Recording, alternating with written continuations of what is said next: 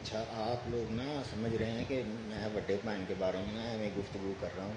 बड़ा भैन कोई एवं किरदार है, ऐसी बात नहीं है।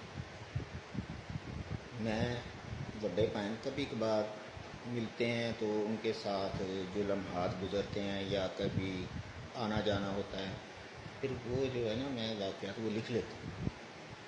हाँ, तो एक दफ़ा ऐसे ही हम जा रहे थे, मैं गाड़ी में सो गया। ठीक है, तो मैं सोया हुआ ख्वाब अब देख रहा हूँ कि हम किस ज़माने में पैदा हुए हैं। ख्वाब में सोच रहा हूँ कि हम किस ज़माने में पैदा हुआ।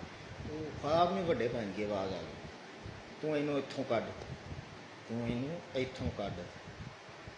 पहले तो मुझे शक था, लेकिन फिर आवाज़, तू इनू इधरों कढ़ ला।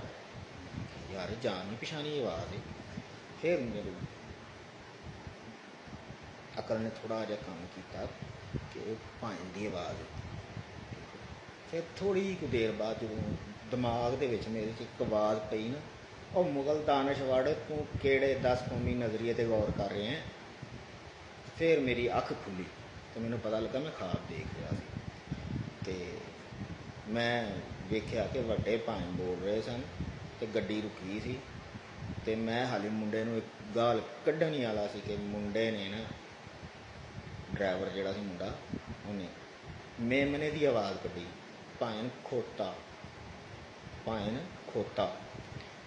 बस मेरे मूँह तो फिर गाल निकलती रह गई, क्योंकि वड्डे भैन बोल पे ओ खोते दे पुत्रा, अपने प्यो नूं पूरी गल दस कि खोता सड़क में खलोता है इसलिए गड्डी खलोती है।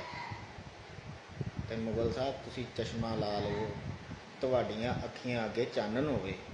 तो हुण बंदा उस टाइम मैं सोच रहा कि मेरी बेइज्जती हुई या मुंडे की बेइज्जती हुई। तो इसलिए तुसी भी वड्डे भैन नूं लाइट ना लवो। ठीक है, वड्डे भैन ने, ठीक है।